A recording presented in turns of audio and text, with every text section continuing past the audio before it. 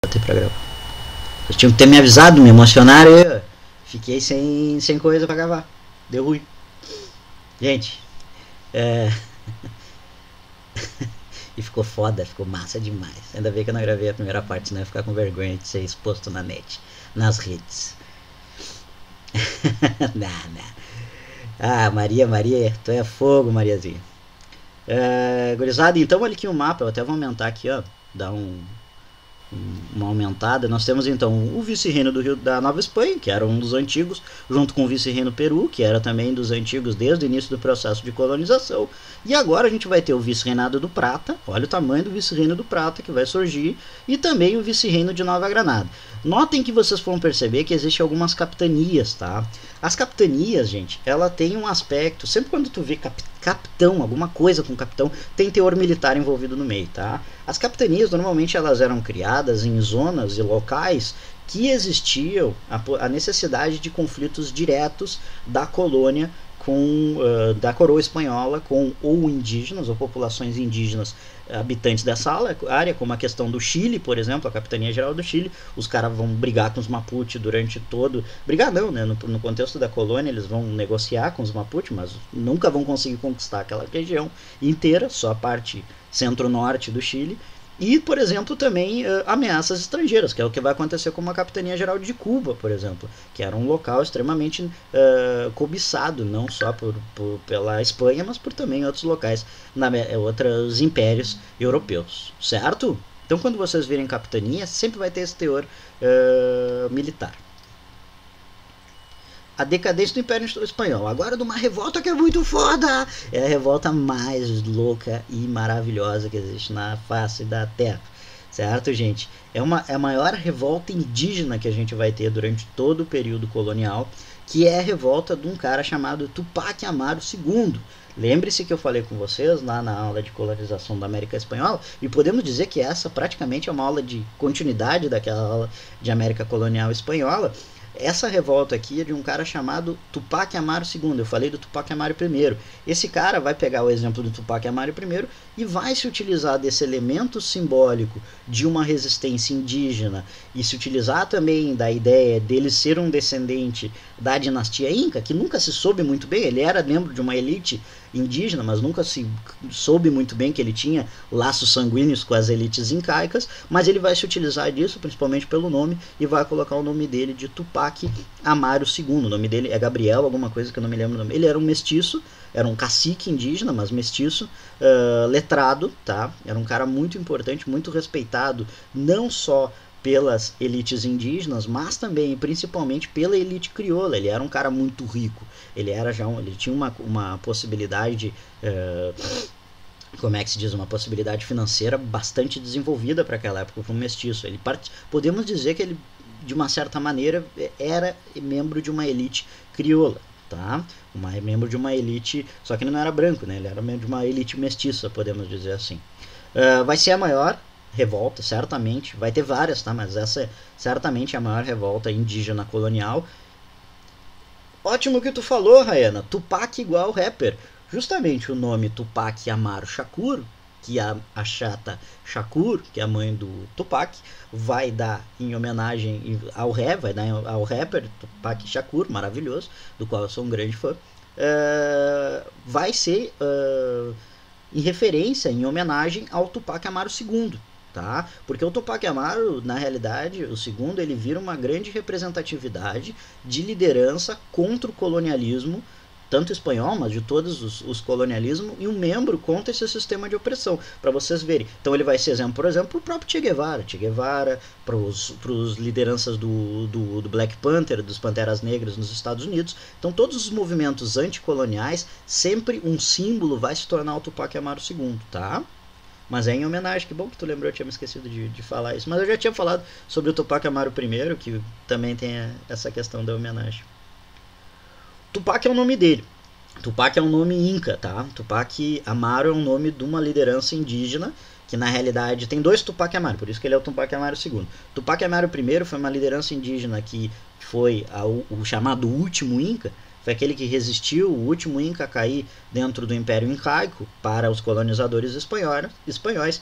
E esse Gabriel Fernandes, se eu não me engano, agora não me lembro o nome certinho dele, se colocou o nome dele de Tupac Amaru como liderança dessa revolta indígena, e só que ele não colocou como primeiro, porque o primeiro já existia. Mas Tupac é um nome, não é Tupac.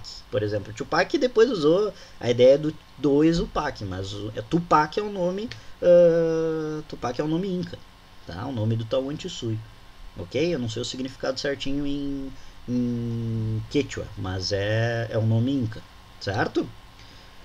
Tranquilo? Beleza. As causas, então, desse processo, dessa revolta, vão estar ligadas diretamente ao aumento do controle fiscal das reformas borbônicas na colônia, tá? Principalmente porque o Tupac vai ter aprovação no primeiro momento da elite crioula. A elite crioula vai ajudar o Tupac a realizar no primeiro momento essa revolta, ok? E o outro ponto extremamente preocupante é que justamente no aumento nas revoltas das reformas bubônicas, aumentou também a quantidade de impostos e aumentou o encargo, sobretudo na mita. Você se lembra que eu falei da mita? A mita aumentou a quantidade de meses que eles tinham que trabalhar, aumentou essa exploração, praticamente num sistema de semi-escravização que as populações indígenas, inclusive os próprios comandados do Tupac Amaru, vão sofrer nesse momento, tá? Então ele falei um pouquinho do Tupac Amaru II, mestiço, era cacique da região de Tungazuca, Surimana e Pampamarca, que era letrado e de prestígio tanto com a população indígena quanto crioula, que busca ante o vice-rei, ele vai até o vice-rei, porque ele tinha essa possibilidade, ele era um cara prestigiado dentro da corte do vice-reino do Peru, melhores condições fiscais, que interessava a elite crioula principalmente, e de trabalho para os indígenas também, certo? As propostas vão ser prontamente recusadas em 1776 pelo vice-rei do Peru. E agora a gente vai ver o que vai acontecer. Então, a gente tem o início das rebeliões, tá? O grande estopim das rebeliões, como o vice-rei vai se negar a dar essas melhorias, quando o Tupac Amaru volta para a região dele, ele acaba prendendo e executando o intendente, ou seja, um cara enviado direto da coroa, que é o Antônio Arriaga, vai ser executado pela ordem do próprio Tupac Amaru II. Como resposta, 1.200 homens da coroa espanhola são enviados para Cusco, tá? Onde o líder vai tentar ainda renegociar a rendição da cidade, tá? Eles não vão conseguir capturar nesse primeiro momento.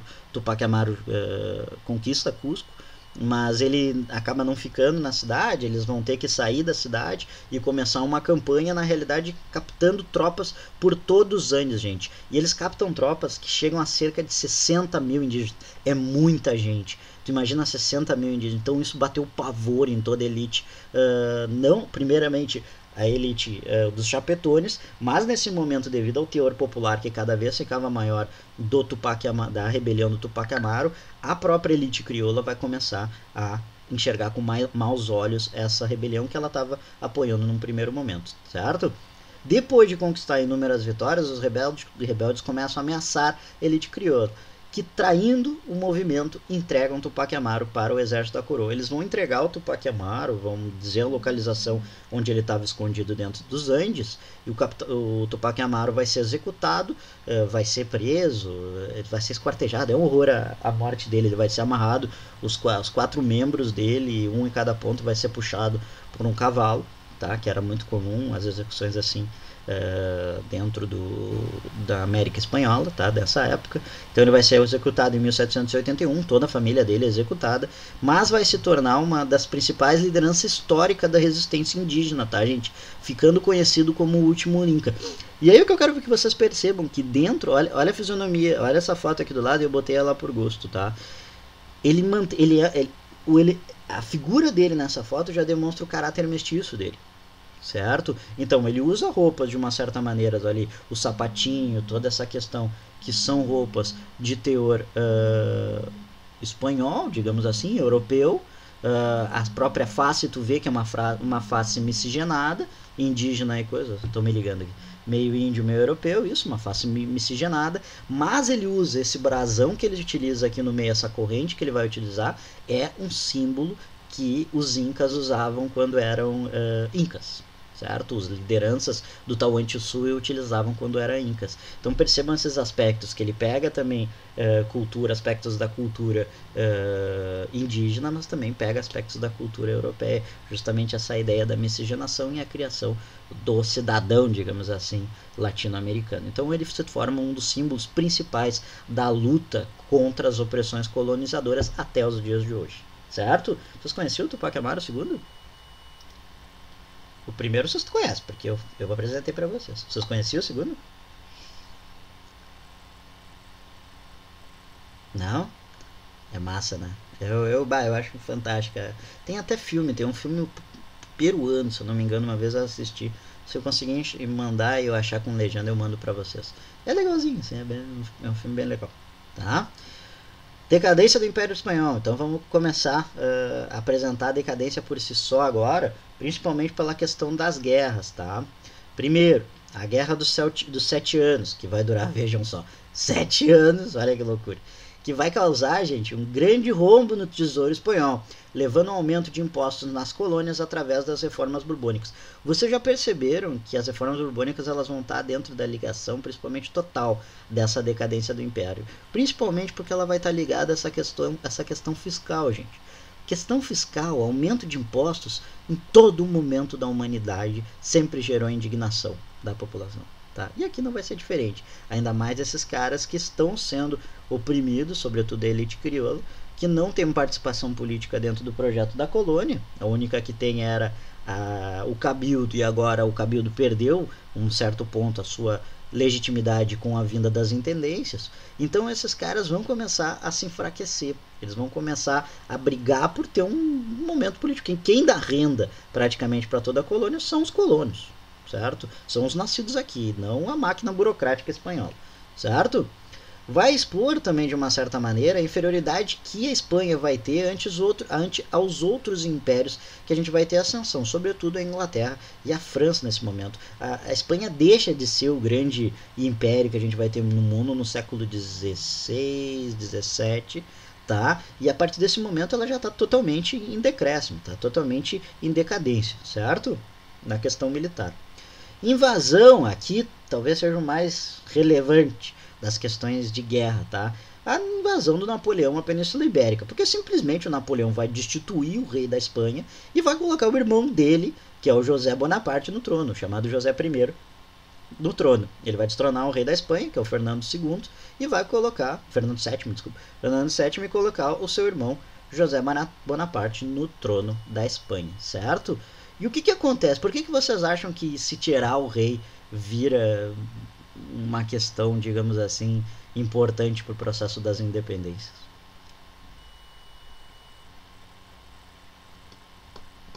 A pergunta.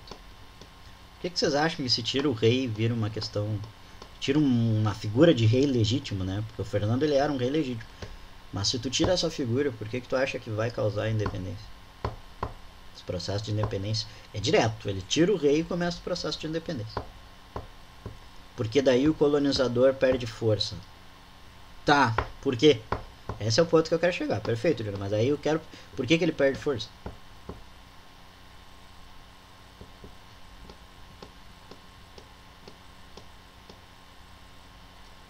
Ótimo. Porque não tem um rei, certo? Cara, a única coisa que te mantém... Tu já tá puto com a Espanha. Já tá indignado com a coroa que os caras estão te cobrando uma cacetada de imposto. Tu não participa em praticamente nada dentro das decisões políticas e econômicas do império. O que esses caras vão ver? Cara, a única coisa que me mantinha espanhol, pertencente ao Império Espanhol, digamos assim, era a figura do rei. Eu era um servo do rei, certo? A partir do momento que não tem mais um rei legítimo, foda-se a coroa. E os caras vão começar simplesmente a fazer os processos de independência, certo? E todos, vocês vão ver que todos iniciam nesse momento. A queda do rei, depois o rei vai voltar, eles tentam ajeitar, e o cara não vai conseguir mais, porque no partir do momento que deram a mão, não vai voltar atrás, certo? A partir disso que iniciou a independência não tem, até porque a Espanha não vai ter força militar, como a gente viu na Guerra dos 7 Anos, para poder reconquistar as terras que eram colonizadas. Mas o fator principal para a queda do império das colônias latino-americanas é a ausência de um rei, certo? Quando assume José Bonaparte, os caras não vão cagar para José Bonaparte praticamente e vai assumir, vai começar dentro dos cabildos a organização para as independências. Entendido? Ficou entendido isso, gente? Ficou entendida essa lógica? Tranquilo, né? De boa. Até aqui tá tranquilo? Tá, vamos lá. Independência na América Colonial Espanhola. Agora a gente vai começar as independências em si, tá? Agora a gente vai ver as particularidades de cada. Vamos ver um geralzão primeiro e depois as independências, as grandes independências, tá? Porque vocês vão ver que a gente não vai poder ver um cada um, só um deles que eu quero ver mais aprofundado, que é o que eu acho mais relevante de todos, digamos assim. Mas o mais progressista de todos, digamos. Bueno, dentro das independências na América Espanhola, então a gente vai ver. Os processos de independência foram fortemente incentivados pelos ideais iluministas. Quando eu falo em ideais iluministas, que classe social que eu estou falando? Nós vimos bastante iluminismo. Os ideários iluministas é a filosofia de quem? Da burguesia. Então os ideais iluministas que a gente vai ver aqui vão interessar as elites crioulas, que eram em grande parte não uma burguesia industrial, tá? Mas uma burguesia que existia principalmente nas regiões urbanas das colônias espanholas, dentro do cabildo, certo? Tendo como maiores inspirações a Revolução Francesa, sim, mas principalmente a independência dos Estados Unidos. Tá? A independência dos Estados Unidos, por ser uma própria independência, vai virar um exemplo bastante forte para os processos de independência. A independência da Nova Granada vai ter inclusive também além de uma inspiração, uma ajuda muito grande da Revolução Haitiana, da independência do Haiti. Então também a independência haitiana também está envolvida aqui, principalmente não, praticamente só na de Nova Granada com Simão Bolívar. Simão Bolívar inclusive vai ao Haiti para reforçar suas armas, para buscar tropas para que vão auxiliar ele no processo de independência da América Espanhola, tá? Quando Napoleão coloca seu irmão, aquilo que eu tinha comentado para vocês, vão perder a referência da soberania real, ok? E, garizada, sempre entendam isso. O sentimento emancipatório é fomentado pelas elites crioulas. Quem vai fazer o processo de independência, grande parte, tá? Em grandíssima parte, é a elite crioula. Tirando, vamos dizer assim, o Uruguai, tá? Em alguma parte na Nova Granada, onde tu tem uma participação da população negra e da população indígena, o resto, gente, é praticamente só a elite crioula que vai lutar, vai brigar, tá? Porque essa galera que está interessada vai ter auxílio das populações indígenas, vai ter auxílio da população negra, mas a participação, por exemplo, das cabeças políticas, podemos dizer por assim só, muito pouco vai ter a relevância das populações que vão ser subalternizadas, inclusive depois do processo da independência. É uma coisa que a gente vai ver aqui também. Ser silenciada, digamos assim. Até aqui de boa? Tranquilo? Tô com os pelos dos gatos aqui tudo em cima. Tá terrível. Bueno, você tá tranquilinho, então vamos dar ali. Gente, seguindo então, tá? Vamos para a primeira independência. A gente vai ver 4 na realidade. 3,5, vamos dizer assim. É que uma delas faz parte de uma outra, que a gente vai ver. Primeiro que a gente vai ver é a independência do vice-reino da Nova Espanha, tá? Que eu coloquei aqui como só México praticamente, mas pega toda aquela região central ali. Mas o México é o mais relevante, tá? É a parte mais relevante onde vai acontecer literalmente o processo, porque as outras entidades do Caribe vão estar muito ainda aprisionadas dentro do sistema colonial. Então, por exemplo, Honduras, El Salvador, toda essa região da Centro-América caribenha ali, podemos dizer, Belize, Guatemala, ela vai estar ainda muito dependente da questão colonial, tá? Mas a independência do México, da Nova Espanha, no caso, ela vai ser muito importante porque ela vai ter fortemente um caráter religioso, tá? E aqui entra um troço extremamente interessante, que é a figura da Virgem de Guadalupe. A Virgem de Guadalupe é uma santa indígena, tá? Não sei se você sabe, mas é um sincretismo religioso criado dentro da cultura mexicana, tá? Ela é em toda a América Latina, mas no México é Deus, tá? É muito semelhante ao que acontece com a Nossa Senhora da Aparecida aqui no Brasil, uma santa negra. Lá no México, a Virgem de Guadalupe é uma santa indígena, uma santa mestiça, tá? E ela vai estar fortemente ligada a esse teor, tanto que quem começa as primeiras movimentações das rebeliões é um padre, certo? Que é o padre Miguel Hidalgo e Costilha, que sobre a figura da Virgem de Guadalupe reúne um grande movimento independentista, sobretudo das populações indígenas, por esse fator. E isso no México, em todos os momentos revolucionários, de conflito no México, a Virgem de Guadalupe vai estar junto, porque ela é praticamente Deus no México. É muito louco assim, tu vê o quanto chega a Virgem de Guadalupe na população mexicana, quanto ela conversa, é uma santa criada lá mesmo, dentro da região mexicana, certo? E é extremamente heterogêneo, tá? É uma bagunça braba a Revolução Mexicana, é extremamente heterogênea. Vocês podem perceber que, por exemplo, vai ter uma união num primeiro momento entre os liberais, que vão ser democratas, que buscam a democracia, criação de uma república, e os conservadores, que vão buscar restaurar eu botei errado a democracia aqui, gente, desculpa. Eu vou dar uma ajeitada, que eu tenho que botar uns exercícios ainda, eu nem coloquei, daí eu dou uma ajeitada nessas coisas pequena dos slides, mas a monarquia, tá? Vamos tentar restaurar novamente o rei, colocar o rei no poder, uma liderança que tem a ver com a autoridade real, né? A gente vai ver então com a morte de Hidalgo, José Morelos e Pavón, Morelos, vocês podem ver que são todos estados mexicanos que eu tô falando, Hidalgo, Morelos. O Morelos vai assumir a liderança do movimento, e dentro dessa liderança do movimento ele vai isolar a cidade do México, que é uma cidade monarquista, é uma cidade real, é a sede do vice-reino, certo? Mas Morelos vai ser assassinado em 1813. De 1815 a 1821 não vai ter uma grande liderança que vai liderar esse movimento, tá? E dentro desse contexto vai ter uma grande guerra civil dentro de diferentes movimentos, sobretudo entre os liberais e os conservadores, certo? Em 1821 acontece o tal do Tratado de Córdoba, que é a renúncia, onde o vice-rei da Nova Espanha é obrigado a renunciar e vai aceitar a independência do México. Só que quando aceita a independência do México, o cara que era o líder desse avanço sobre a cidade de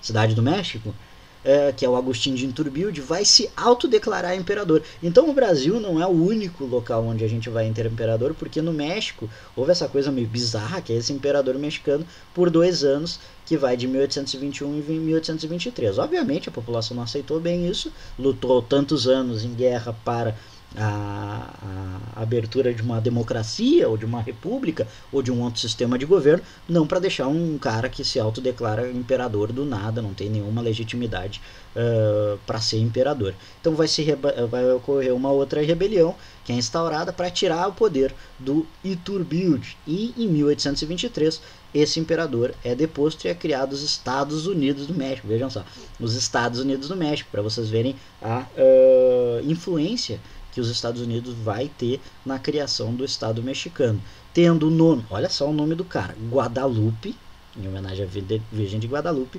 Vitória. Obviamente o nome do cara não era esse, ele se autocolocou esse nome para dar legitimidade à figura, e ele vai ser eleito o primeiro presidente em 1824, certo, gente?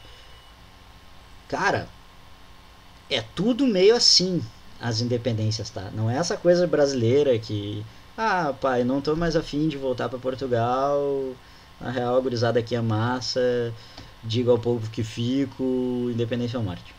Não é muito esse rolê.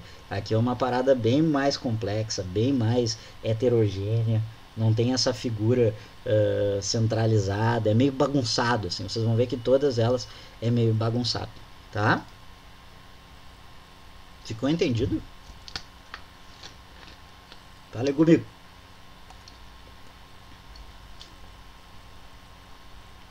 Essa é a parte mais complicadinha da aula, tá? A parte dos Aqui a figura da Virgem de Guadalupe, tá? Que eu falei para vocês. A Virgem de Guadalupe é uma figura religiosa extremamente popular para a população mexicana até os dias atuais. Devido à sua fisionomia mestiça, traços indígenas e por seus relatos de aparições a personagens indígenas, ela foi os caras que disseram. Ela é tipo. Cara, como é que é aquela Virgem que aparece em Portugal lá? Ela é tipo aquela, só que aqui no México, tá? É muito Fátima, perfeito, muito obrigado, Érica. Tipo Nossa Senhora de Fátima, só que o rolê dela é meio assim, só que quem descobre é uns caras perto da cidade de México, que são os indígenas. E eles vão lá, levam um manto, tem toda uma história que diviniza. Inclusive o cara que viu ela se tornou santo também. São Diego, alguma coisa assim, não me lembro o nome dele direitinho. Bueno.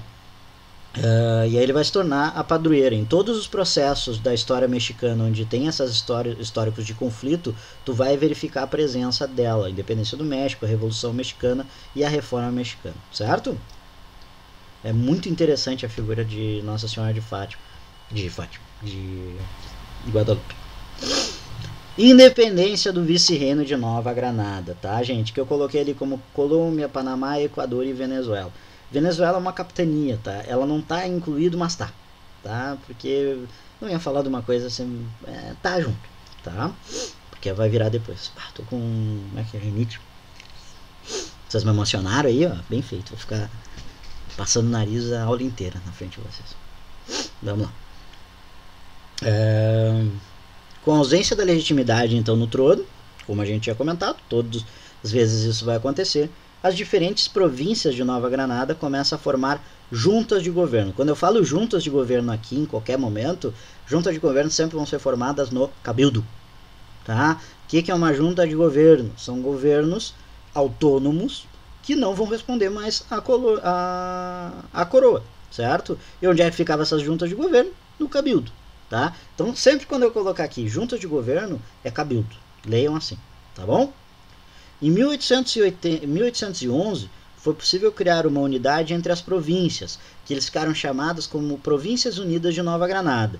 Porém, a capital Santa Fé, que é a atual Bogotá, se mantinha leal à coroa, criando o estado de Cundinamarca. Então vocês percebam, tinham duas forças já lutando entre si.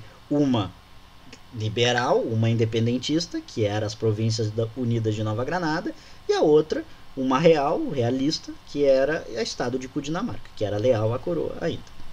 Nesse momento vai se instaurar um período de intensa guerra civil, tá? Que vai se estender até 1816, e esse momento vai ficar conhecido como Pátria Boba, principalmente a desunião, devido à desunião das províncias, ou seja, das Províncias Unidas de Nova Granada, com o estado de Cundinamarca, na luta pela emancipação, ok?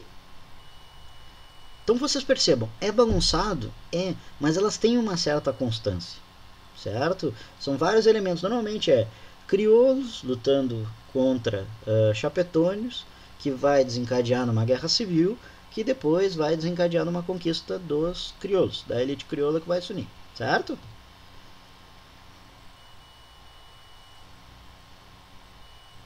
Amigo, aí. Aqui a gente tem a entrada de um grande personagem, tá? Dentro da história, que é um cara chamado Simão Bolívar, que é integrante da elite crioula da capitania da Venezuela e tenta iniciar o processo da independência da capitania de Venezuela em 1814. Porém, ele é capturado, falha, é preso e foge para a Jamaica e para o Haiti e regressa com o apoio da Inglaterra para a Venezuela em 1816 com tropas e mantimentos para reiniciar as conquistas na região da Gran Colômbia, ou seja, Nova Granada. Tá? Por que vocês acham que a Inglaterra está apoiando a independência? E a Inglaterra apoia praticamente todas as independências latino-americanas, menos a dos Estados Unidos. Mas por que vocês acham que ela está apoiando?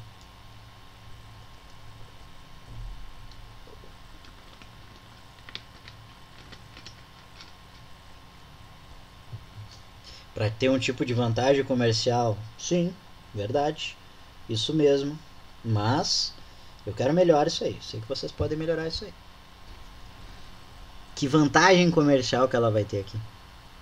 Comercialização de produtos, perfeitos. Fazendo empréstimos, perfeito. O que isso quer dizer?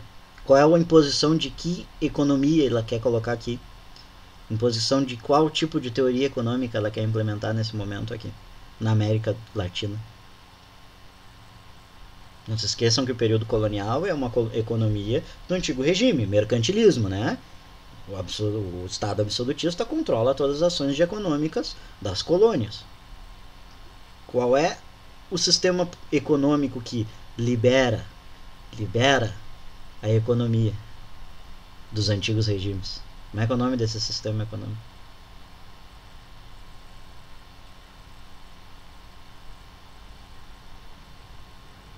Chutem, gurizada, não tem problema, não tenho medo.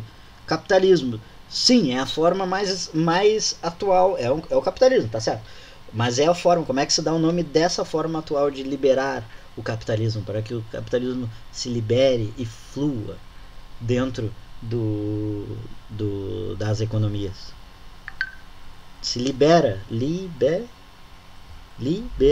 gurizada. Liberalismo econômico, certo? Então a Inglaterra tem essa ideia, essa tentativa de implementar o liberalismo econômico dentro das colônias europeias, porque das colônias latino-americanas. Isso o Brasil também ela vai entrar. Só que no Brasil ela vai ter o apoio do Império, certo? Porque é aí que ela vai ganhar muito dinheiro, é aí que ela vai crescer. É com essas economias que ela vai comercializar, certo?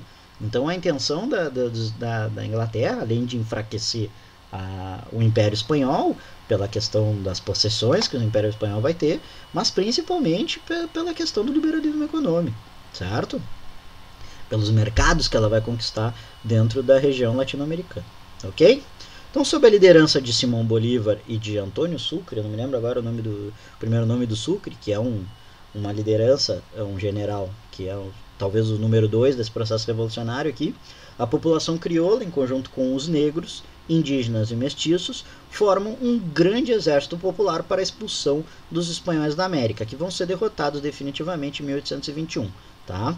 Em 1819 acontece a formação da Gran Colômbia, no congresso chamado Congresso de Cúcuta, que é uma cidade na Colômbia, tá? Que vai criar então esse grande estado. Por isso que se diz, agora, ficou muito em voga nos últimos anos, o chamado bolivarianismo, porque a grande ideia do Bolívar era criar essa Gran Colômbia, ou seja, esse grande estado latino-americano, que aí comportava naquela época Colômbia, Venezuela, Panamá e Equador.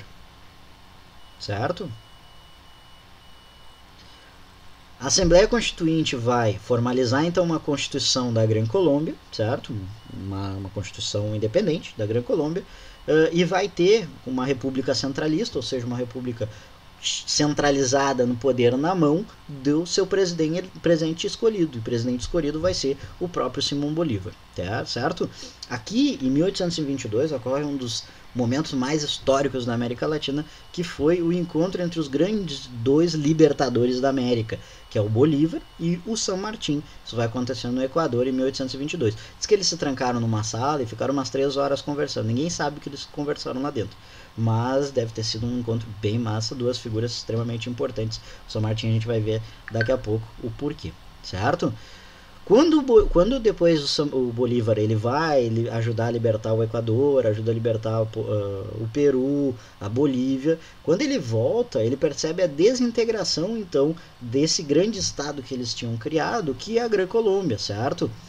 Ele vai voltar à Colômbia e vai perceber a desintegração dessa república, sendo que cada elite de cada província desse grande estado da Gran Colômbia buscava o interesse dos interesses próprios. Isso vai gerar, gente, e fica evidente no chamado Congresso do Panamá, tá? Onde vários dessas províncias não foram participar. Então a gente se mostrava que estava se desintegrando esse processo da Gran Colômbia. Isso vai culminar, vai ser o início da culminação disso, vai ser a morte do Bolívar em 1830 e a desintegração definitiva da Gran Colômbia, que vai dar origem às várias repúblicas que a gente vai conhecer depois dessas localidades. Primeiramente a República de Nova Granada, que em 1860, se não me engano, vai ser conhecida como Colômbia, tá? Venezuela, Equador e Panamá, certo? Percebam que o nome dessas colônias nunca remete normalmente ao seu passado colonial. Então tu vai ver, por exemplo, Nova Granada, Granada é uma cidade espanhola, então tem que se colocar um novo nome nele. Então vamos homenagear o cara que teoricamente o europeu primeiro que pisou na América. Então se homenageia Cristóvão Colombo. Bolívia, em homenagem ao libertador Simão Bolívar. Argentina. A Argentina é muito bizarro, porque a Argentina era o reino da prata, né? E aí para não botar reino da prata, eles colocam prata em romano, que é argento, certo? Não, como se fala prata em romano, é argento, então fica Argentina, certo? Então, o Paraguai é por causa do rio Paraguai, o Uruguai é por causa do rio Uruguai. Então, sempre buscando elementos que quebrem essa ideia da colonização, os nomes coloniais. Equador é por causa da linha do Equador. O nome da linha do Equador não é por causa do país, é o contrário. O país é dado esse nome por causa do que fica na linha do Equador. Certo, gente? Em Panamá eu não me lembro. Venezuela também não.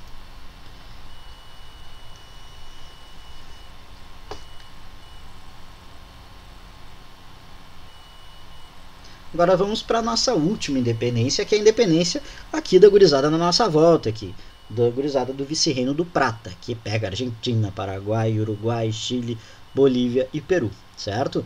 A gente tem que entender que o vice-reinado do Rio da Prata sempre foi o local que a Espanha cagou, digamos assim, dentro do processo de colonização. Porque não tinha muito do que fazer aqui, era muito longe para chegar. Lembrando que a Espanha não podia chegar por vias marítimas pelo Atlântico, então ela tinha que descer lá em cima por Cartagena, descer toda a América para chegar no porto de Buenos Aires, que era o principal porto e era a capital do vice-reinado do Rio da Prata.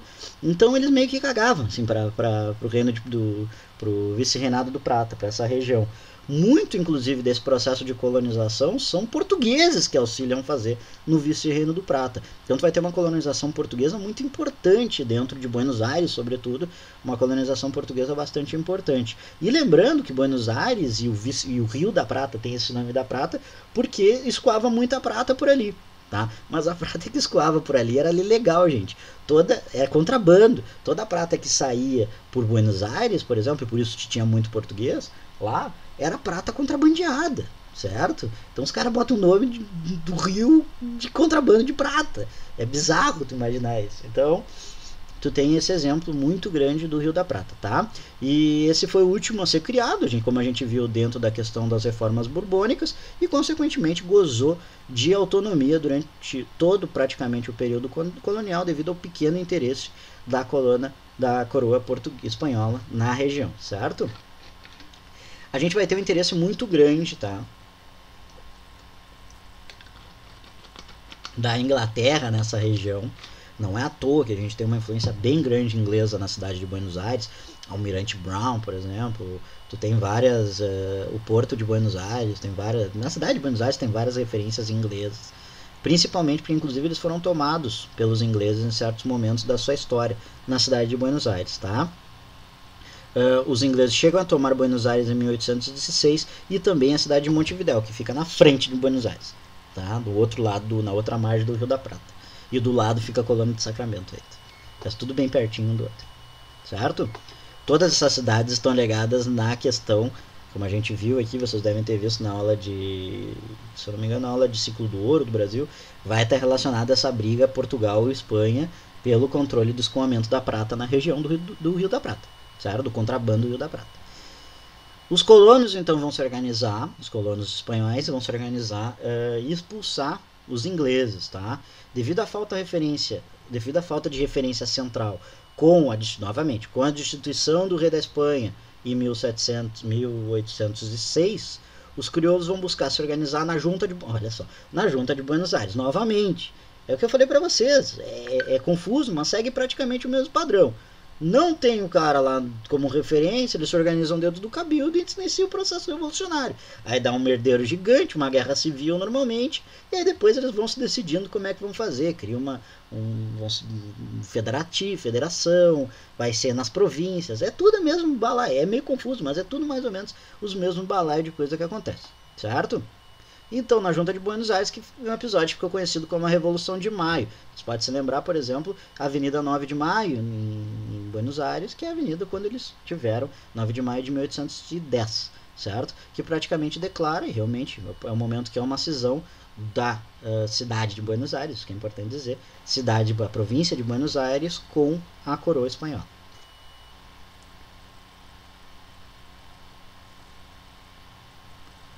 E aí vamos continuando, tá? Porque não é só Buenos Aires que existe. Aqui até agora que eu falei a separação de Buenos Aires, tá? Porque Buenos Aires a galera não curtiu muito, sobretudo as províncias do Alto Peru, Tucumã, a própria Bolívia, Salta, Mendoza, Córdoba, essas cidades mais pro interior do continente, essas províncias pro interior do continente nunca foram muito chegado à província de Buenos Aires, tá?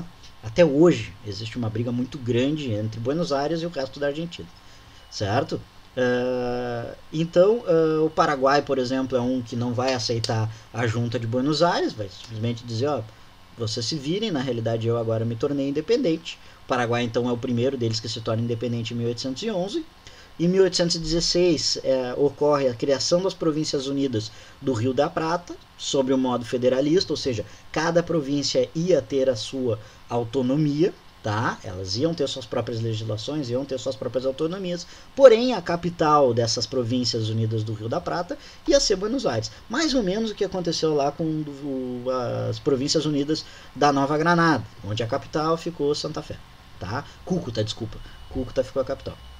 General San Martín, que é uma figura que surge agora nesse momento extremamente importante, que era um caudilho argentino, ele parte com tropas para as províncias do Alto Peru, justamente para tentar anexar essas províncias do Alto Peru. Então, por exemplo, Bolívia, para o Chile, ele vai chegar ao Peru, bom, chega até o Equador. Só que ele percebe que quando chegar lá, a gurizada meio que já está fazendo o processo de libertação, já está fazendo um processo emancipatório. Então o que ele vai fazer? Ele vai ajudar com as tropas para expulsar as tropas espanholas da região, e a galera meio que vai ficar aberta para fazer sua própria emancipação, que é o que vai acontecer, por exemplo, no Chile, onde ele vai chegar e, cara, ele cruza, que é a fotinha ali do lado, ele cruza os Andes, gurizada.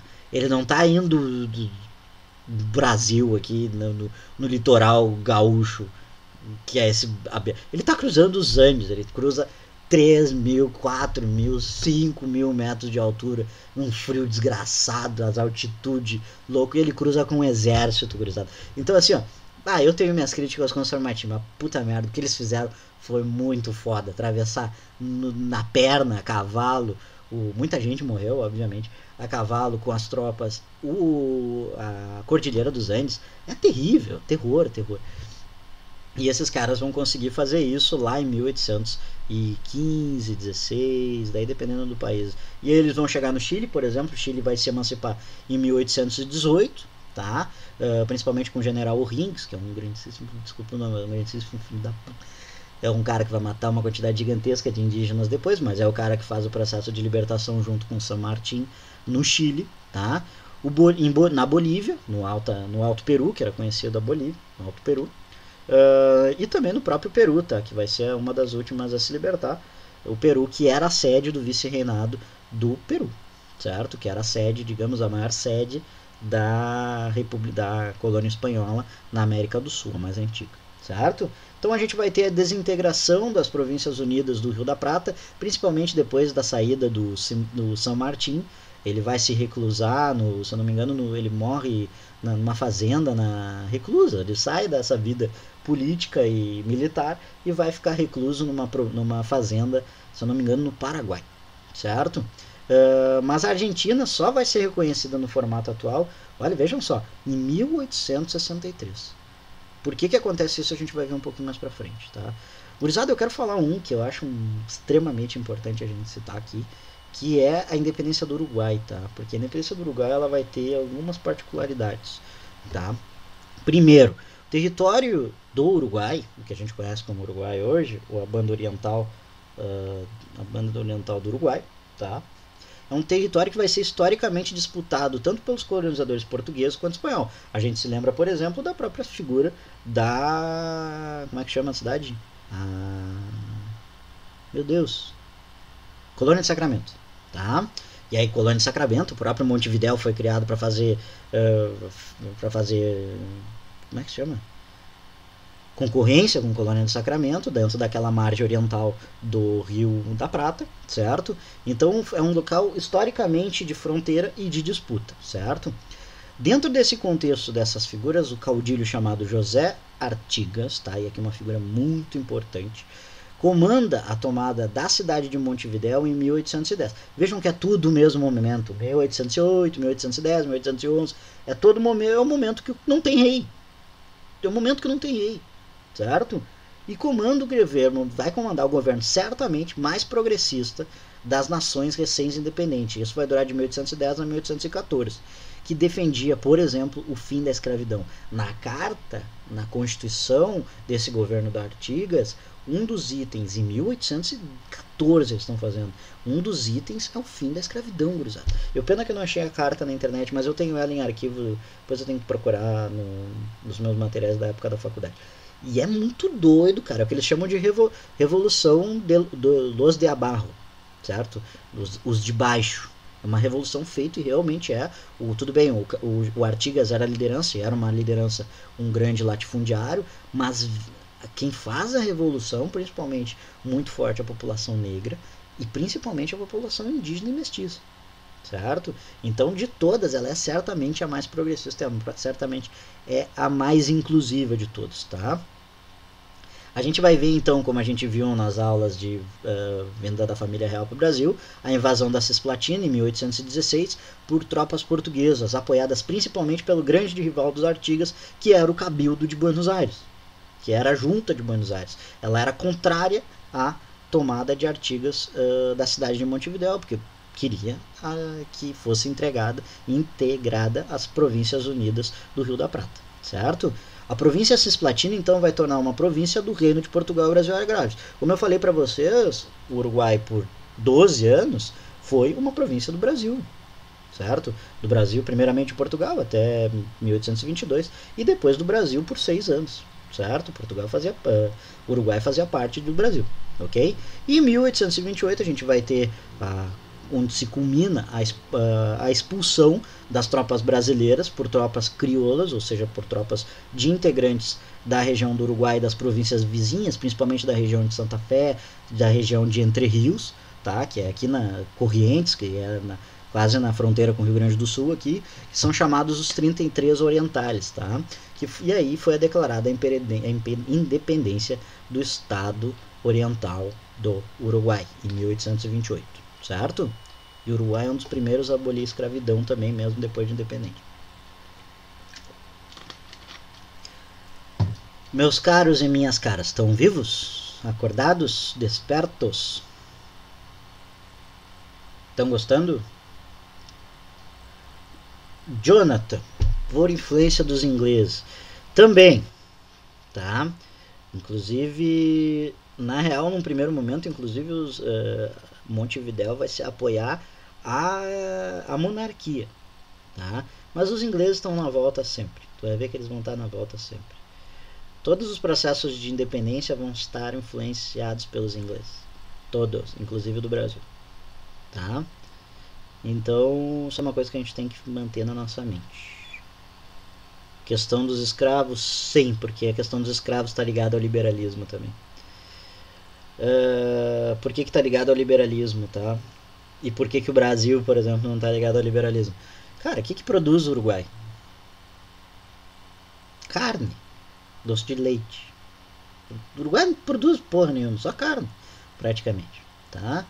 E digamos assim que não é uma atividade escravocrata que gera muita renda, tá? Então é mais vantajoso para um mercado, tá, gente? Tá trabalhando aqui, eu tô trabalhando com uma linguagem mercadológica, tá? É mais interessante tu liberar e proporcionar que essas pessoas tenham renda, mas a gente vai ver que isso não vai acontecer. Liberar que os escravizados tenham renda e possam gerar a economia, do que deixar eles presos para uma economia que não tem necessidade de uma produção em massa. Não é um sistema de plantation. O Uruguai não tem sistema de plantation, por exemplo. O Brasil vai ter. E o Brasil vai demorar muito ainda para liberar a escravidão. Porque é sistema de plantation. A base da economia brasileira é o que a gente vai entender como o segundo liberalismo. Não neoliberalismo. É o segundo liberalismo escravocrata que eles chamam. Liberalismo escravocrata. Que é a influência do liberalismo, que a gente vai ter influência do liberalismo no Brasil, com certeza, porém voltada para a questão econômica à escravidão. É o que vai acontecer nos Estados Unidos, por exemplo. É o que vai acontecer em Cuba, por exemplo. Por que esses locais não aboliram a escravidão tão cedo? Porque a base da economia desses locais são a escravidão. Quem produz é os escravizados. Agora, a Argentina, que é produção de gado, soja, não é produção de plantation. Chile, que é mineiros, não é plantation. Então os caras não vão precisar por muito mais tempo é mais vantajoso liberar a escravidão, abolir a escravidão. Então, infelizmente, gente, em grande parte, os ideais econômicos das abolições está relacionada à questão do liberalismo e da influência do mercado externo. Quando não é relacionada a revoltas escravocratas, as abolições sem conflito, quando não existem conflito, elas estão ligadas a uma opção de mercado. Isso é muito triste, porque grande parte dessas populações, por exemplo, que não, como a Argentina e Uruguai, nós vamos ver que vai existir políticas de silenciamento das populações que eram escravizadas, certo? Como na Argentina a gente vê que as pessoas dizem, na Argentina não existe negro. Cacete, claro que existe. Eles são silenciados. Uruguai também não existe negro, claro que existe. E muitos, certo? Onde é que eu tava? Vocês entenderam? Ficou entendido essa questão dos escravizados? Ficou de boa? Então, gente, dentro dessas bagunças, tudo que vai acontecer, tu imagina, os caras não tinham uma posição central, tá? Não tinha uma figura central, como o Brasil depois da independência vai ter a figura de Dom Pedro, tá? Inclusive quando se tira a figura do bom Dom Pedro, acontece aquela baita bagunça, que é nada mais nada menos que é o período regencial, é onde acontece a maior quantidade de revoltas no Brasil. Pensa que isso vai acontecer, mas com um período muito mais longo nesses estados recém-independizados, certo? Então, por exemplo, a gente vai ter uma descentralização de poder contínua, certo? Então não vai ter uma figura central de poder. Vai estar muito mais ligado o sentimento, não existe um sentimento de nação. Os caras lá que morava em Tucumã, o cara que morava em Mendoza, o cara que morava em Buenos Aires, eles não eram argentinos, eles eram mendocinos, eles eram tucumanos, eles eram portenhos, que é os de Buenos Aires. Tu entende? Não existe essa ideia de nação argentina. Isso vai ser criado a partir do fim do século XIX, certo? Criado o imaginário, aí entra como é que é o nome do cara? Não é à toa que esses caras eles comemoram. Tu vai, por exemplo, peguem fotos, vamos lá, pontos turísticos da Argentina, pontos turísticos do Chile, ponto turístico de qualquer país na América Latina, eles entope de estátua de líder, heróis nacionais, porque você tem que construir uma identificação de heróis nacionais para manter essa estrutura de criação de um sentimento de nacionalidade. A educação nesse momento vai ser, não nesse momento agora, mas mais para o fim do século XIX, vai ser extremamente importante para essa unificação, essa criação de uma nação argentina, uma nação chilena, uma nação boliviana, uma nação peruana, certo? Então essas pessoas, na realidade, elas vão sentir esse sentimento de nação, de pátria, da onde tu nasceu, esse sentimento de uma localidade, é no pueblo que tu nasce. Do pueblo, na cidadezinha, no povoado que tu nasce, certo? Isso é o sentimento de nação que vai reinar até o fim do século XIX. Não é que eu não sou argentino, eu sou tucumano, eu sou santiaguino, eu sou potossenho, sei lá como é que chama o cara de Potosí. Eu sou lapazino, não sei, vocês entendem? É a cidade, está vinculado ao pueblo que esse cara nasceu, não à cidade, certo? Beleza? Não ao país. O país vai ser construído depois. Em grande parte, então, o sistema político e social que vai predominar na América Latina no século XIX é uma coisa que a gente já viu num certo momento aqui no Brasil, mas aqui vai ter um outro nome, que é o caudilismo, que no Brasil a gente vai conhecer como coronelismo. São um pouquinho diferente uma coisa da outra, mas é praticamente a mesma coisa. E a gente vai ver as características desse caudilismo, tá? O caudilismo é extremamente importante na concepção da criação das nações latino-americanas. Quais as características desse caudilismo, tá, gente? Normalmente tem origem representantes das elites tradicionais, aquelas elites crioulas brancas que vinham desde o processo revolucionário, ou seja, militares e grandes fazendeiros, tá? o próprio Simão Bolívar, o próprio San Martín, o próprio Higgins, são tudo pessoas ligadas a essa elite crioula, tá? Líder, eu coloquei o grupo humano ali, porque todo grupo é líder de grupo social, tá? Que exerce seu poder de maneira autoritária. E mais uma coisa que eu não coloquei ali, patriarcal, tá? A base da sociedade latino-americana, inclusive do Brasil, ela é patriarcal, a figura do homem. Tu nunca vai ver uma caudilha, por exemplo, certo? Porque é desvinculação do poder da mulher nesse momento. É totalmente machista, é totalmente misógino. Tá? Não é à toa que a nossa sociedade é criada sob uma base completamente machista. Nossa sociedade, eu digo inclusive latino-americana, certo? Relações pessoais estreitas e emocionais. O que é a principal figura disso aqui? É o padrinho, é o padinho, certo? Meu padrinho é o cara lá que é o padrinho de praticamente toda os peão dele, dos filhos dos peões deles, certo? Que mantém esse laço, na realidade, de parentabilidade, que não é de parentabilidade, é só uma questão de servidão, podemos dizer assim, nas relações de padrinhados. Como é que chama? Não é patriarcalismo, é uma coisa do tipo assim. Mas é o apadrinhado, é o apadrinhamento que se tem dessas populações. Então essas relações estreitas de lados, vê sim a moça, a cabocla, é aquilo ali, é aquela função, certo? Aquele tipo de relações de laços estreitais no meio rural. É o coroner, é o padrinho, entendem? Conseguiram entender essa imagem? Vocês estão ligados no que eu estou falando? Muito comum no Nordeste, mas muito comum quem é do interior. Aqui a gente sabe que inclusive até os dias de hoje muitos se reproduz isso em cidades mais do interior, mais menorzinhas, certo? Então não existe democracia, esse cara tende a se perpetuar para sempre no poder. Esse poder vai ser exercido de uma maneira macro no país ou apenas na própria província. Exaltação do culto da personalidade, então sempre vai ter muitas estátuas, vai ter muitas homenagens a esse cara, sempre a figura de uma única pessoa masculina e os seus herdeiros, é herdada para os seus filhos. Fragmentação política, ou seja, essas lideranças justamente elas vão aparecer porque não existe um Estado central. Quando não existe um Estado central, a própria meio social cria a sua própria política, e a política vai ser o caudilismo, certo? Aquele ali, o primeiro, é o mais famoso de todos, tá? Eu acho que é o que mais ficou tempo, inclusive, no poder, que é o Porfírio Dias, que vai ser um caudilho muito forte dentro do México. Para vocês verem, vai acontecer em toda a América Latina, inclusive no próprio Brasil.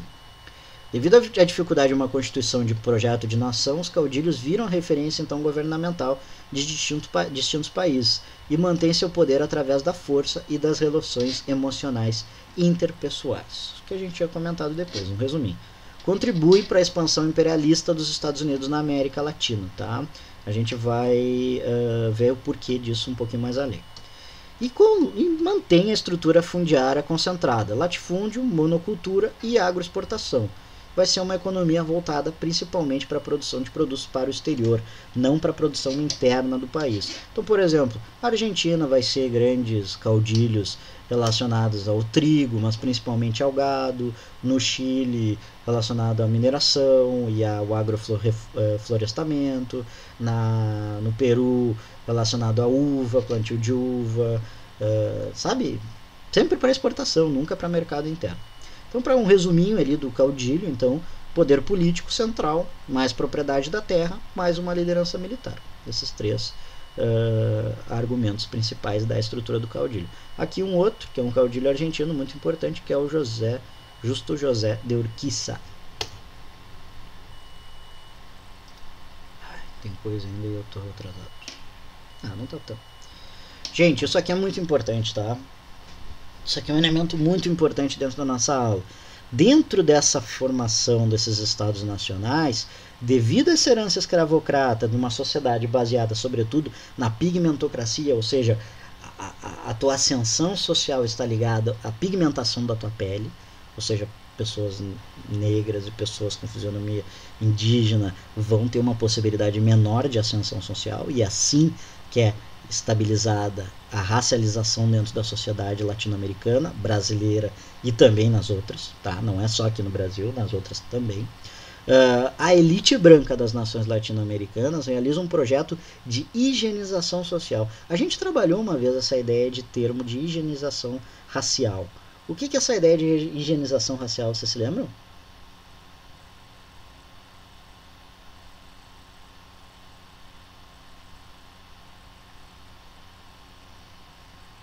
Chutem, pode chutar. Chutem pra mim, quero ver chutes. Deixar só o branco em uma determinada classe social. Esse é o objetivo final, manter os brancos dentro de uma. Mas o que é esse processo de higienização social? O que é higienizar socialmente? Essa é uma palavra forte. Eu não gosto muito de utilizar ela, inclusive. Gente, higienização social vai ser uma série de medidas que vai acontecer em toda a América Latina, inclusive no próprio Brasil, que vai buscar manter o silenciamento e o apagamento das populações subalternizadas. Então vocês podem perceber que em sociedades que nós vamos ter grandes, por exemplo, quantidade de populações negras, mestiças, indígenas, e tu vai na América Latina inteira, o grande padrão sempre é o branco. Propaganda é branco, olho claro, é o europeu, é o eurocentrizado, certo? E se cria todo um projeto de nação baseado no silenciamento dessas populações e dessas populações historicamente subalternizadas, indígenas, negros e mestiços, tá? E algumas características para vocês perceberem como vai acontecer aqui no Brasil, sobretudo no início da República, tá? Primeiro, com a abolição da escravidão nesses países, não vão dar mecanismos nenhum para que as populações oprimidas criassem oportunidades para desenvolvimento econômico e social. Essas populações vão continuar dentro da marginalidade e vão se perpetuar dentro da marginalidade. O que a gente pode dizer como as primeiras, por exemplo, dentro do Brasil, as políticas de cota, por exemplo. Os primeiros momentos que a gente vai começar a ter uma dívida, pagar uma dívida que ainda tem juros gigantescos com a população negra e indígena do Brasil, por exemplo. Isso é uma forma de tu criar oportunidades de desenvolvimento econômico e social para essas populações, certo?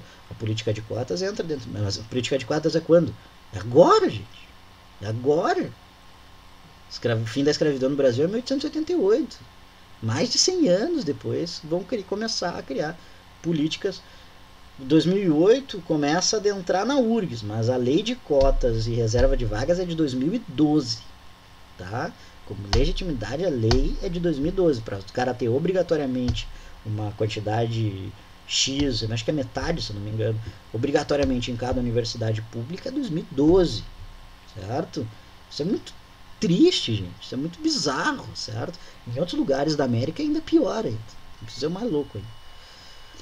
A lei de terras principalmente vai tirar as terras dos pequenos produtores, isso vai atingir sobretudo as populações indígenas de pequenos produtores, sobretudo do alto plano andino, os ailus, né, aquelas pequenas aldeias que tinham sua produção agrícola, e vai dar essas terras, essa produção de terras, concentrar fundiariamente para os grandes latifundiários, que vão ser esses caudilhos.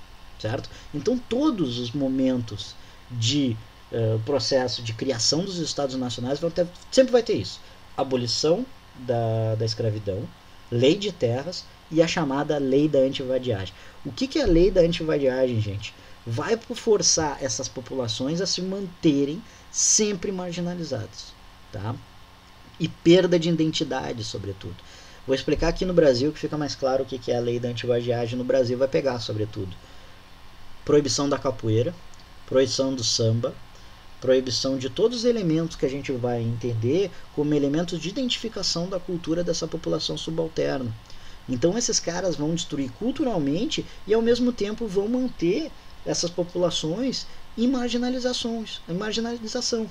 Primeiro, por encarceramento em massa, porque um monte de gente vai ser encarcerada, e segundo, porque por não proporcionar, por não ter oportunidades para essa população oprimida, eles vão se tornar a mão de obra barata, que depois vai se tornar os proletariados dentro das empresas. A mão de obra mais barata, aqueles que vão fazer o trabalho servil. Então não é à toa, gente, que a serviçal doméstica, por exemplo, que inclusive já está no mesmo nome, serviçal, né? Já está. São pessoas que normalmente estavam ligadas à questão, por exemplo, de pele negra, porque se criou mecanismos para isso, para se manter essa situação. A cuidadora dos filhos, as populações indígenas, tu vê dentro da população indígena mexicana, aqueles que fazem o trabalho braçal, praticamente todos de origem indígena, certo? Isso acontece porque é uma política de Estado, certo? E um outro processo de silenciamento racial, e aí entra de acordo com o racismo científico, por exemplo, que é um dos troços mais bizarros que já aconteceu na humanidade, é a política de branqueamento da população. Esses caras vão importar imigrante. Não é à toa que tudo no fim do século XIX que começa a vir imigrante para a América Latina. Não é só no Brasil. Na Argentina, em Buenos Aires, cara, Buenos Aires tinha tipo 10 mil habitantes antes de 1890. Praticamente veio 1 milhão de italiano para dentro de Buenos Aires, cara. É absurdo a quantidade de italiano dentro de Buenos Aires. É um projeto de branqueamento. São Paulo, mesma coisa. Rio Grande do Sul, então, nem se fala. E aí se tenta esconder essas populações. Por exemplo, tu criar esse imaginário do gaúcho, do imigrante da serra, não sei o que, da colônia. Cara, a serra era terra indígena até pouco tempo. Segue até os caras hoje lutando, entendeu? Agora os rolos lá com as população caigangue lá agora. Sabe? Rota romântica, o Gramado, a Europa no Brasil. Ah, meu, não dá, né? Não dá, é tudo uma criação, uma política de esconder, dizer que o Rio Grande do Sul, cara, perguntem para amigos de vocês que não são do Rio Grande do Sul, qual é a ideia que se tem no Rio Grande do Sul, que aqui não existe população negra. A gente falou isso dentro da aula de Evolução Farroupilha, de A Volta Farroupilha. Vocês têm que entender, gurizada, é isso que eu quero que comece vocês a perceber, que tudo isso é um processo político, é feito por gosto. Certo? E por isso que eu digo que isso aqui é um ambiente de resistência. Porque aqui a gente está para incomodar. Claro, de Santa Catarina a mesma coisa. É o Oktoberfest lá. E olha a população do Carnaval de Santa Catarina, é o carnaval mais bonito do Brasil. De Florianópolis. Tem uma população negra muito grande também. Certo? Aqui eu coloquei para vocês alguns exemplos, tá? O candomblé platense da região do Prata ali, um ritmo afro-americano característico do Rio da Prata. Até os dias atuais, o principal momento turístico de Montevidéu é o Carnaval de Montevidéu, que é um ritmo que é tocado pelo candomblé, que é um ritmo platense, afro-americano, sabe? Então se utilizam de um elemento afro para criar o turismo, embranquecem. É isso que eu digo. Tentam embranquecer. O próprio samba, assim, o samba já foi. O que é a bossa nova? É um branco fazendo samba. É um embranquecimento do samba. O que é esses funkzinhos agora? Esses dias uns funk MPB agora. É embranquecimento do funk, cara. Tu entende? O que é John Mayer? É o embranquecimento do blues. O que é Eric Clapton? É o embranquecimento do blues, que é um ritmo negro. O que é o Elvis Presley? É o embranquecimento do rock. Vocês entendem? Tudo isso são apropriações, o que chama de apropriação. Tá? E eu falo isso, obviamente, sendo um homem branco. Tá? Sempre respeitando o meu lugar de fala. Tá, gente? Mas é importante a gente pegar e botar o dedo na ferida, a gente começar a perceber as coisas que rondam no nosso mundo. Outro que eu coloquei ali é música e dança afro-peruana, que é um elemento marcante dentro da sociedade peruana até os dias atuais. Extremamente atuante e rica, tem origens na população negra escravizada que é enviada principalmente para o principal porto do Peru, que era o porto de Callao em Lima, e depois distribuída para outras regiões do sul da América, principalmente aqui pelo Prata, Chile e Uruguai. Tá? Um dos instrumentos presentes dessa cultura é o famoso carrom. Você sabe que o carrom, você já for num barzinho, tem um cara tocando violão e tem um outro cara tocando uma caixa, de um jeito estranho, não é? Não tem? Sabe o que é carrom? Estão ligados o que é? O carrom é um instrumento peruano, afro-peruano, criado no Peru e afro-peruano. O pessoal pensa que é flamenco, que é espanhol. Não, é peruano. Carrom, isso. Carrom é caixão, digamos assim, em espanhol. É o nome que se dá. Uma caixa grande. Carrão. Inclusive, caixão de defunto em espanhol é carrão também. Certo, gente? Então tudo isso está intrínseco. Isso é silenciado dentro. Vocês já ouviram falar de negro? Vocês não ouviram falar que na Argentina não tem negros, no Uruguai não tem negros, no Peru não tem negros? Vocês já ouviram falar isso na vida de vocês? Isso é mentira. Isso é mentira. Isso é silenciamento. Isso é higienização racial. Certo? Vocês já ouviram falar isso?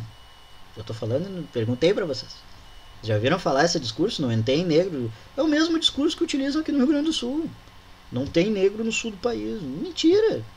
Na nossa própria aula aqui nós temos muitos, e com muito orgulho. Vários. E agradeço por eles estarem aqui. Sempre com nós resistimos. Então a gente tem que barrar esse silenciamento, gente. A gente tem que começar a perceber isso na nossa volta. A gente tem que começar a se tocar isso e mostrar que vocês estão aqui, certo? Pra terminar a aula, tá, gente? Você se incomoda eu ir mais um pouquinho, não vai demorar mais do que 15 minutos, eu prometo. Pode ser? Mas é importante esse próximo aqui. Beleza? Pode ser? Me dão de presente aniversário a presença de vocês por mais 15 minutinhos, pode ser? Que é um grande presente. Melhor presente.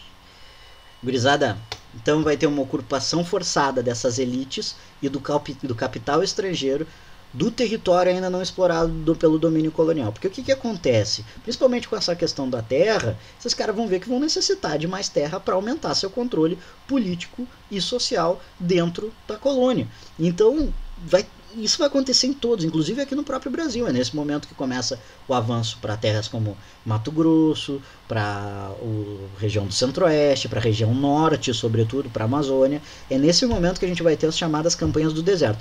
Que se chama campanha do deserto, mas deserto caramba, né? Tem gente, tem muitas pessoas vivendo naquelas localidades, só que essas pessoas normalmente são pessoas indígenas, que dentro dessa política racista que existe dentro da formação dos estados nacionais latino-americanos, os caras não estão nem aí, tá?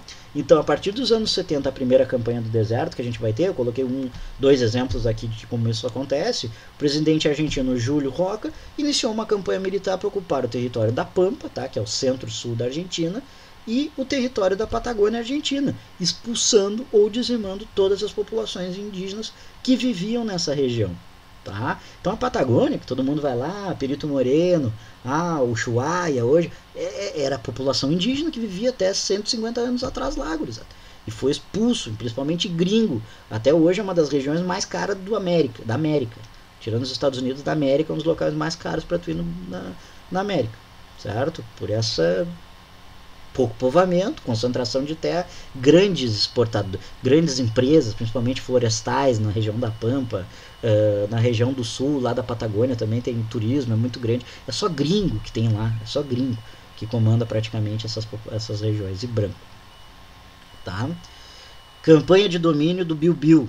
Tá? Essa é muito semelhante ao processo, só que isso vai acontecer no Chile. E essa expulsão dessas populações indígenas vai ser feita e fomentado principalmente pela construção nacional do Chile. Tá? Os exércitos chilenos, exércitos do Estado chileno, vão invadir os territórios da população Mapuche. Vocês devem ter ouvido já ouviram falar dos Mapuche?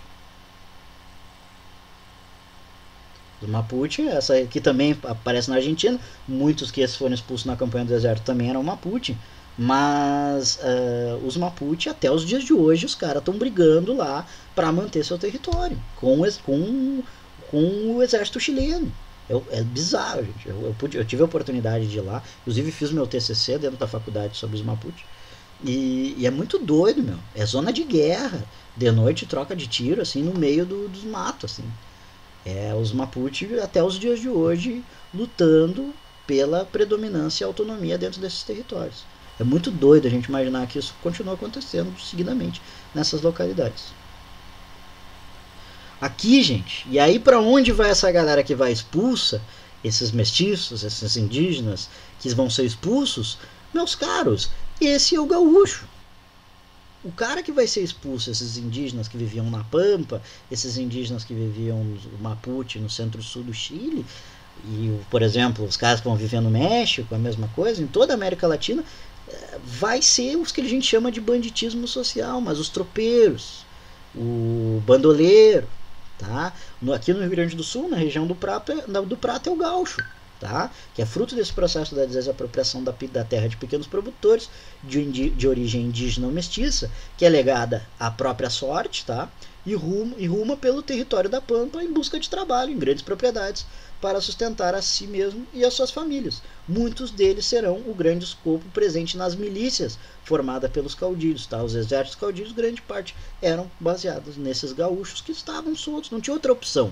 Eles não tinham o que fazer. O Estado não deu, expulsou deles das próprias terras e depois não deu possibilidade nenhuma de ascensão social. Então o gaúcho, o gaucho, é esse cara aqui. Esse aqui, ó. Isso aqui é gaucho. Tá? Não é 20 de setembro. Tá? Isso aqui é gaúcho. O gaúcho. Para nós aqui. E esse processo aqui vai ter o nome de gaúcho, mas vai existir em toda a América Latina, que vai ser considerado também pelo banditismo social, que surge um fenômeno marcante no final do século XIX e início do século XX. E em cada localidade ele vai ter nome distinto: bandoleiro, matreiros, gaúchos e os próprios cangaceiros. O cangaceiro é isso aqui. O cangaceiro, o lampião lá, é o banditismo social. É o cara que foi tirado da sua pequena propriedade, vira esses bandidos, esse grupo de bandidos, de bandoleiros, e sai atacando principalmente grandes fazendas. É isso, Guri. Isso é isso que eu falo pra vocês. A gente tem que saber isso, de onde vem essa cruzada. Certo? São todos frutos de processo da desapropriação das pequenas propriedades e ausência de um poder centralizado, formador de um sentimento nacional. Aqui para terminar, tá, gurizada? Só a formação dos estados latino-americanos. Então a gente vai ter as políticas oligárquicas, que muita coisa a gente já viu. Oligarquia quer dizer governo de poucos, sustentada principalmente por 3 pilares: o grande latifúndio, agroexportadores, representado nos caudilhos; a burguesia comercial exportadora, representada nos comerciantes urbanos; e o capital estrangeiro, representado nos grandes banqueiros e nas empresas estrangeiras. Aqui principalmente que entra a Inglaterra, tá, Jonathan, que tu tinha comentado. Aqui principalmente entra a Inglaterra, mas dentro do século XIX, principalmente os Estados Unidos, tá? Vai ser o predominante e não a Inglaterra. Política imperialista, que a gente vai ver na próxima aula, em específico, a política imperialista dos Estados Unidos, tá? Principalmente com a chamada doutrina Monroe, que é o maior slogan que eu já vi na face da Terra. É muito inteligente. É uma merda, mas é muito inteligente, que é a história da América para os americanos. Não é por nada que os Estados Unidos sempre vai ser o primeiro país a reconhecer a independência dos países latino-americanos, tá? E a ideia do América para os americanos, o que te passa isso? América para os americanos que vivem na América. Mas isso ali tem um duplo sentido, porque como a gente conhece os estadunidenses, como é que tu chama os estadunidenses?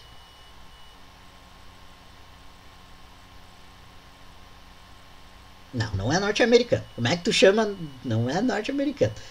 Todo mundo chama estadunidense de americano, não é verdade? Os americanos, eles se chamam assim, não é verdade?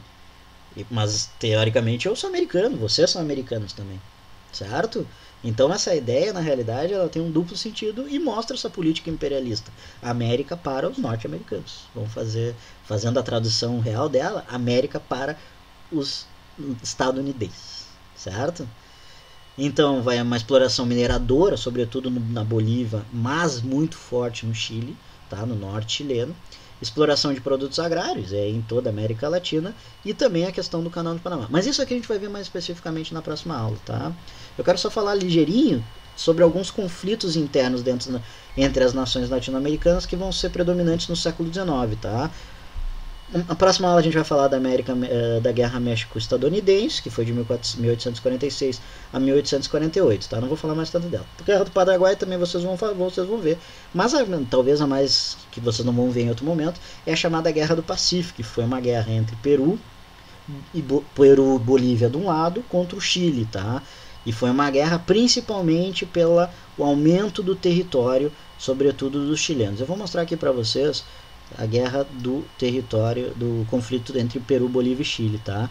Então, Peru e Bolívia lutaram contra o Chile. Chile, num ideário expansionista, quis primeiramente conquistar essa região norte da Bolívia e o sul do Peru, norte o sul, tanto da Bolívia e do Peru, porque essa área, gente, é extremamente rica em minérios. Não é à toa que as principais mineradoras que até hoje estão no Chile são nessas cidades aqui. Iquique, Antofagasta, Calama, são todas cidades extremamente ricas em minérios, tá? Então, primeiro, o Chile vai conquistar, vai ganhar essa guerra, vai conquistar esses territórios e pro mal terrível da Bolívia, principalmente, que talvez seja mais prejudicado de todo esse processo, a Bolívia perde acesso ao mar. E a gente sabe que acesso ao mar dentro de uma política liberal, uma economia mundo, a gente vai ter isso influencia diretamente na economia boliviana, e não é à toa que ela é uma das economias mais atrasadas da América Latina até os dias de hoje. Gente, só para vocês verificarem aqui, para vocês entenderem bem essa política da América para os americanos, olha o que eram os Estados Unidos no fim na metade do século, eu não sei se tem a data aqui, olha, 1824. Olha o que eram os Estados Unidos em 1824. Isso aqui era os Estados Unidos, gente. Isso aqui. Depois da guerra estadunidense-americana, Califórnia, Novo México, Texas, essa parte aqui sul, se não me engano vai até aqui, ó, até aqui. Todos esses 3 estados aqui, grandes estados, e aí vai Arizona aqui também, tudo junto, faz parte dos territórios que eles ganharam do México, cara, na chamada corrida para o oeste, certo? A corrida do ouro para o oeste.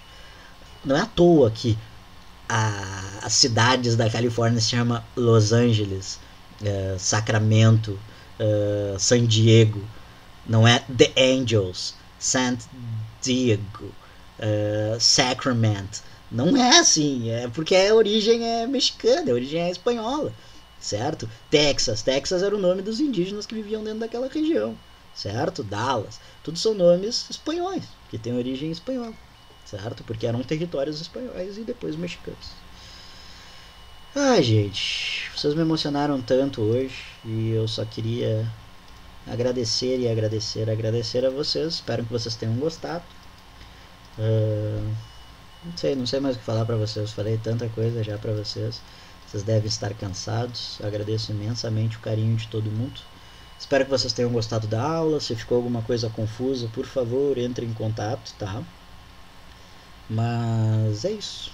Espero que vocês tenham curtido. Que vocês tenham saído com bastante ódio no coração dos Estados Unidos. Tô brincando. Uma terça-feira vocês vão sair com mais. Pode ficar tranquilo. Tô brincando, gente. Façam. Se vocês não concordam ou discordam alguma coisa, por favor, entrem. Avisem, né? Está aberto para vocês. Sabem que é um prazer gigantesco, inenarrável ter essas aulas quintou time com vocês. Ficou alguma dúvida? E não é só ódio dos Estados Unidos, a gente tem que ter o ódio também das elites latino-americanas, né? Também, principalmente, talvez. Obrigado a vocês. Muito obrigado por todo o carinho e pelos parabéns também. Amei. Me emocionei. Chorei. Obrigado, gente. Boa noite. Fiquem bem, viu? Valeu. Presente a vocês. Um beijo grande. Deixa eu parar de gravar.